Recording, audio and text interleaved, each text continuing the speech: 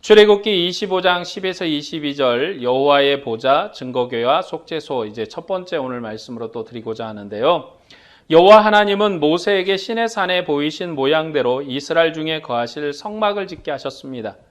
이 성막은 시내 산 빽빽한 구름과 맹렬한 불의 영광으로 강림하신 하나님이 이스라엘 중에 항구적으로 임하신 약속의 장소입니다. 모세가 하나님의 구름 가운데로 들어갔는데 그 영광을 땅 위에 항구적으로 구현한 것이 바로 성막입니다. 성막 중 성소는 여호와의 보좌입니다. 또한 이스라엘이 하나님 앞에 상에 앉아서 생명의 양식을 먹는 교제의 처소입니다. 그리고 이스라엘이 하나님께 기도하는 예배의 처소입니다. 하나님은 그 의미를 성막의 구조와 기구를 통해서 나타내셨습니다. 성막의 구조를 보면 여호와의 보좌가 있고 성소와 기구 그리고 뜰과 그 기구가 있습니다. 그 다음에는 제사장에 대한 명령으로 제사장이 봉사하는 기름과 향에 대한 것을 말씀합니다. 성소는 이스라엘 중에 거하시는 하나님의 보좌일 뿐만 아니라 백성의 대표인 제사장이 하나님께 떡을 드리고 또 그 물린 떡을 먹는 곳입니다. 그래서 성소는 하나님이 이스라엘을 비추는 빛으로 계심을 의미합니다. 성막은 하나님의 보좌이며 교제의 처소이며 예배의 처소입니다. 첫 번째 생각할 것은 증거궤와 그 위에 얹을 속죄소의 모양과 용도입니다. 본문 10에서 16절까지는 증거궤를 말씀하고 17절부터 20절까지는 순금으로 속죄소를 만들라고 말씀합니다. 그리고 20에서 21절까지는 10절부터 말씀하신 내용의 총결론을 말합니다. 오늘 본문에서 증거궤와 속죄소와 그 구조를 우리에게 말씀하고 있습니다. 맨 처음 언급된 것은 증거궤입니다. 그 다음에 그 위에 얹을 속죄소를 말씀합니다. 증거궤와 속죄소는 여호와의 보좌로서 함께 언급되었습니다. 증거궤는 언약의 증거판을 두는 곳이고 속죄소는 증거궤에 있는 두 그룹인데 그 사이가 여호와의 보좌입니다. 그곳에서 여호와께서 모세를 만나시고 이스라엘에게 명령을 하십니다. 본문 21에서 22절 말씀을 보겠습니다. 속죄소를 궤 위에 얹고 내가 내게 줄 증거판을 궤 속에 넣으라. 거기서 내가 너와 만나고 속죄소 위 곧 증거궤에 있는 두 그룹 사이에서 내가 이스라엘 자손을 위하여 내게 명령할 모든 일을 내게 이르리라. 이 증거궤와 속죄소는 여호와의 보좌입니다. 하나님께서 그곳에서 모세를 만나시고 이스라엘에게 필요한 명령을 하실 것입니다. 증거궤는 조각목으로 짓고 순금으로 안박을 사서 만들었습니다.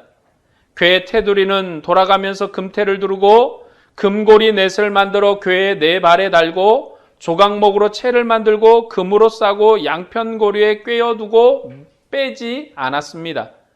증거궤의 용도는 여호와께서 주실 증거판을 넣어서 보관하는 곳입니다.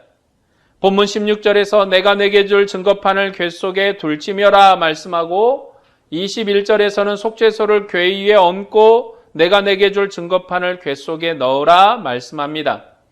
증거궤 속에 증거판을 넣으라고 거듭 반복해서 말씀합니다.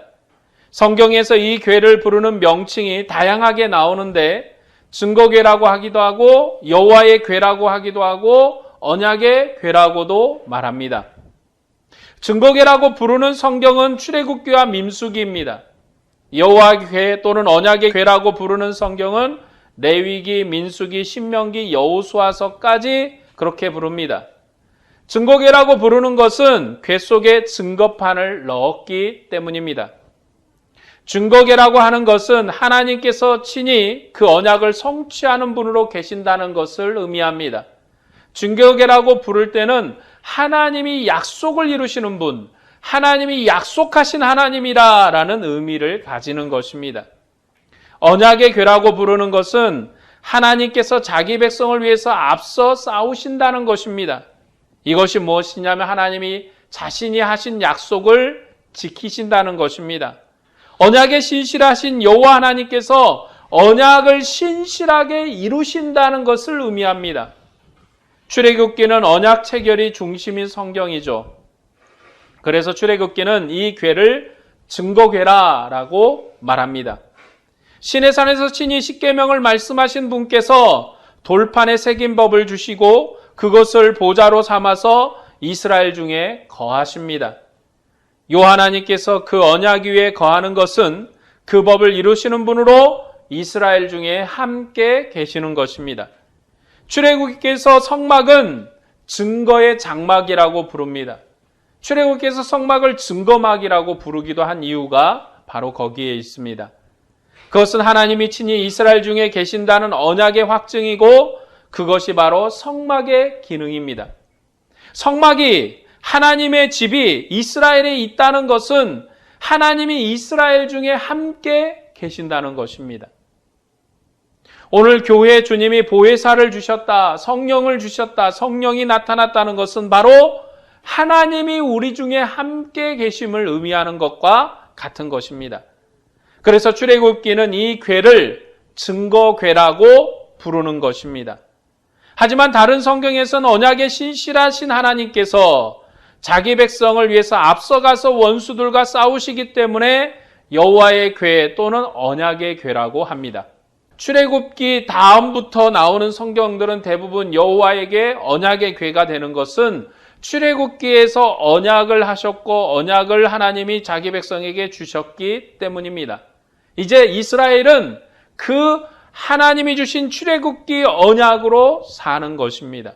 그래서 증거궤라 부르지 않고 여호와의 궤, 언약의 궤라고 부르는 것입니다. 그렇게 부르는 것은 왜냐하면 언약을 성취하신 하나님을 강조하는 것이죠. 그러니까 언약 성취를 강조하면 여호와에게 언약궤라고 부르고 이스라엘과 함께 하신다는 언약을 확증함을 강조하면 증거궤라고 부르는 것입니다. 하나의 궤를 놓고 이렇게도 부르고 저렇게도 부르는 것은 각 성경의 문맥의 특징을 따르고 있다라는 것입니다. 그 다음은 속죄소이죠. 속죄소는 순금으로 만들었는데 그룹들을 순금으로 만들고 양쪽 끝에 두고 속죄소와 한 덩어리로 연결했습니다. 그러니까 속죄소 뚜껑은 다 금이에요. 뚜껑이라고 부르기가 참 애매한 거예요. 뚜껑이 맞느냐 안 맞느냐 놓고 성경학자들 간에 얘기가 많습니다. 사실은 증거궤 위에 얹은 속죄소 이렇게 부르는 게 맞을 것 같아요. 이거를 증거궤의 뚜껑으로 만든 게 아니라 하나님이 증거궤 위에 약속 위에 하나님이 계시는 보좌를 거기에 얹은 거예요. 그렇게 보는 게 맞겠죠. 성경에서도 증거궤와 그리고 이 속죄소를 분리해서 얘기합니다. 하나님께서 언약 위에 하나님의 약속의 보좌를 두신 거예요. 구조가 그렇게 됩니다. 속죄소는 순금으로 만들었다. 그리고 그룹도 순금으로 만들었는데 속죄소와 하나로 연결했습니다. 하나님이 계신 보좌는 그룹이 있는 보좌예요. 그래서 천사의 역할은 하나님의 일을 수행하는 자의 역할을 거죠. 자, 그룹의 날개를 높이 펴서 속죄소를 덮게 했고 얼굴은 서로 마주보게 했습니다. 이 그룹의 모양은 성소 휘장에도 수놓아져 새겨졌습니다. 그룹은 성소 휘장에도 새겨졌어요. 그러니까 성소는 그룹이 있는 여호와의 거처입니다. 속죄소는 궤에 얹고 증거판을 궤 속에 넣었습니다. 그것은 이스라엘 중에 거하시는 여호와의 보좌입니다. 이제 여호와께서 시내산에 계시는 것이 아니라 바로 이 속죄소에 계십니다. 하나님의 임재가 지성소 안에 있는 속죄소 위에 임한 것입니다. 그것이 바로 여호와의 보좌입니다. 여호와께서 속죄소 위 곧 증거궤에 있는 두 그룹 사이에서 모세를 만나시며 이스라엘 위해서 말씀하십니다. 시내산이 속죄소로 이동한 것이죠. 자, 두 번째는 성막의 구조와 그 기구들의 재료 차이는 이스라엘이 주신 영광의 차이라는 것입니다. 증거궤와 속죄소는 전부 금으로 쌓게 하였고 금고리를 만들고 금태를 두르게 했습니다. 전부 금으로 만들었죠. 이런 금속의 차이는 영광의 차이입니다. 금속의 차이가 영광의 차이다. 그래서 성소 내부는 전부 금이고 성소 밖은 노스로 만들어졌습니다. 이 두 금속의 사이에 은이 사용되어 있지만 크게 나누면 금과 노스로 나눌 수 있습니다. 그런데 성막은 서 있는 장소에서도 차이가 납니다. 휘장 안에는 제사장만 들어갈 수 있고 레위인과 백성은 들어가지 못합니다. 그러니까 한마디로 이건 뭐냐면 성소에 나가는 길이 막혔다라는 것입니다. 이스라엘에게 휘장이 쳐졌다는 것은 성소로 가는 길이 막혀 있다는 것입니다. 레위는 뜰 안에서 봉사하고 백성은 제물을 가지고 뜰 앞에까지만 나갈 수 있습니다. 그리고 뜰 기구에는 주로 롯이 사용되는데 그것은 또한 영광의 차이입니다. 금속의 재료가 예수님의 인성이나 신성을 나타내는 것이 아닙니다. 금속의 차이는 하나님이 어떤 영광으로 임하셨는가 하는 것입니다. 하나님이 자기 백성 중에 임하셨는데 간격을 둔 영광으로 임하셨습니다. 그래서 성소 안에는 전부 금으로 만들어졌습니다. 그것은 하나님의 영광이 탁월하다는 것을 나타내는 것입니다. 성소보다 영광이 덜한 곳이 바로 뜰입니다. 그래서 놋을 사용해서 기구를 만들었습니다. 구약은 영광의 차이를 나누는 방식으로 하나님의 영광을 설명합니다. 하지만 그런 간격이 있어도 우리가 한 가지 생각할 건 뭐냐면 이스라엘에게 임한 하나님의 영광은 찬란하다는 것입니다. 여러분, 지금 영광과 영광 사이에 간격을 나누는 거예요. 하나님께 나가는 길이 막혔다. 그러는 간격의 차이가 있지만 신의 산에 비교해보면 참으로 영광스러운 영광이 드러난 거죠. 그러니까 신의 산에는 하나님의 영광을 보긴 했는데 그 하나님이 저 멀리 있어. 그러면 신의 산에 임한 하나님의 영광의 이전 역사로 돌아가 보면 신의 산에 임한 하나님의 영광마저도 영광스러운 거예요. 왜냐하면 이전에 하나님이 어디서 나타나니? 모세에게만 나타나시고 호렙산에서 모세에게만 떨기나무에서 말씀하신 게 이스라엘의 영광이었거든요. 그러면 이 호렙산에 나타난 떨기나무 가운데 음성으로 말씀하신 하나님의 영광스러운 임재의 앞의 역사로 돌아가 보면 이 호렙산의 영광이 영광스러운 거죠. 무슨 얘기냐? 성막에서 영광의 간격 그리고 하나님과의 간격을 얘기하지만 그 간격은 참으로 영광 안에서 영광을 나누는 간격일 뿐이라는 거죠. 이스라엘은 하나님과 함께하는 영광으로 살고 자기 백성의 대표가 하나님을 만나는 영광으로 사는 것입니다. 그것이 바로 이스라엘이 하나님을 만나는 영광이에요. 비록 자기 백성의 대표가 나갔지만 그것이 곧 이스라엘 백성이 하나님을 만난 거예요. 그래서 이스라엘 백성은 우리는 하나님을 만났고 하나님을 경험했고 하나님을 봤다고 말합니다. 여러분, 성경에서 하나님을 봤다고 말하지 하나님을 본 적이 없다고 말하지 않습니다. 모세도 하나님을 봤다고 말하죠. 그 영광은 하나님이 자기 백성 중에 임하신 영광입니다. 셋째로 출애굽기 성막은 열왕기나 역대기에 나오는 솔로몬의 성전과 비교해 봐야 합니다. 역대기의 솔로몬 성전의 그룹들을 만들었는데 감람나무로 만들고 금으로 도금했습니다. 그리고 그 크기도 새로 지은 성소에 가득 찰 정도로 큰 크기였습니다. 솔로몬의 성전의 그룹, 천사를 만들었는데 나무의 재료가 뭐냐면 감람나무로 만들었습니다. 그리고 솔로몬이 언약궤를 그 그룹 사이에 모셨습니다. 큰 그룹과 그룹 사이에 언약궤를 모심으로 그 크기가 모세 성전보다도 더 클 정도로 어마어마한 큰 그룹을 만든 거예요. 왜 이렇게 차이가 난다고 생각하십니까? 이스라엘 백성이 광야에서 유리할 때 하나님은 그들과 함께 계셨습니다. 그래서 신의 산에 임하신 것이고 성막을 짓게 하셔서 자기 백성과 함께 하셨습니다. 하나님이 가나안 땅에 안식을 주셨을 때 가나안 땅에 자기 집을 짓게 하셨습니다. 그 집은 이동하는 청막이 아닙니다. 광야에서는 이동하는 청막을 짓게 했어요. 그러나 가나안에 정착하고 안식을 주셨을 때 성막이 만들어집니다. 아주 영광스러운 집을 만들죠. 모세 성막은 이동하는 청막이었습니다. 왜냐하면 아직 자기 백성에게 안식을 주지 않았기 때문입니다. 그래서 하나님도 광야에서 유리하셨습니다. 그러므로 하나님이 광야에서 그의 집을 지을 때 조각목을 사용하신 것입니다. 조각목은 광야에서 구할 수 있는 재료입니다. 조각목은 광야에서 구할 수 있는 재료이죠. 하나님은 가나안 땅의 안식이 완성됐을 때 영광스러운 집을 지었는데 백향목, 잣나무, 감람나무를 사용했습니다. 아주 좋은 재료로 집을 지은 것이죠. 왜 처음부터 제일 좋은 재료를 사용하지 않고 가나안 땅에 들어가서 좋은 재료를 사용했을까요? 광야에서 물론 조각목을 구할 수 있지만 사람을 보내서 먼 나라들에게 도움을 받아가지고 벌목을 해서 좋은 나무로 감람나무, 백향목, 여러분 백향목이 그렇게 좋은 나무라며요. 나무가 좋은 나무입니다. 그런 거 구에다가 만들 수도 있지 않습니까? 그것은 하나님이 자기 백성에게 주신 영광으로 자기 거처를 지었기 때문입니다.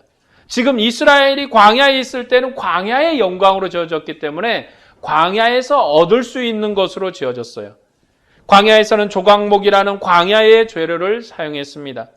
그러므로 재료의 차이는 하나님이 주신 영광과 안식의 차이라 할 수 있습니다. 여기서도 영광이 나타난 거죠. 그러니까 솔로몬 성전이 이전에 모세의 성전보다 더 뭐합니까? 영광스러운 거죠. 더 찬란한 영광이죠. 하나님은 시내 산에서 모세를 만나시고 이스라엘 백성에게 말씀을 주셨습니다. 그러나 이제 그분의 거처가 시내 산이 아니라 하나님의 성소로 옮겨졌습니다. 이 증거궤는 하나님의 보좌요 하나님의 증거판이 들어있는 거룩한 처소입니다. 하나님은 이 증거궤에 들어있는 말씀을 따라 이스라엘을 통치하시고 완성하실 것입니다. 그리고 증거궤 위에 속죄소가 있는데 그룹과 하나의 금으로 만들어졌습니다. 그것은 뗄 수 없는 하나입니다.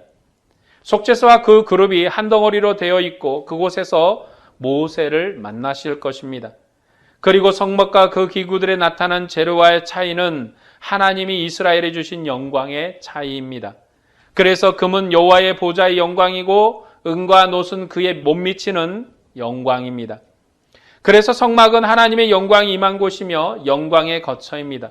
그러나 이 첫 장막이 서 있을 때는 성소로 나가는 길이 여전히 막혀 있었습니다. 이 막힌 길을 역사의 종말에서 하나님의 아들이신 예수 그리스도께서 여셨습니다. 그가 십자가의 죽으심으로 영원한 생명의 길을 여셨습니다. 이제 누구든지 이 열린 길을 따라 하나님의 보좌 앞에 담대히 나갈 수 있고 하나님도 이 열린 길을 따라서 세상에 임하셨습니다. 우리는 그 열린 길을 따라 하나님의 보좌 앞에서 나가 그를 경배하고 그분의 말씀을 듣습니다.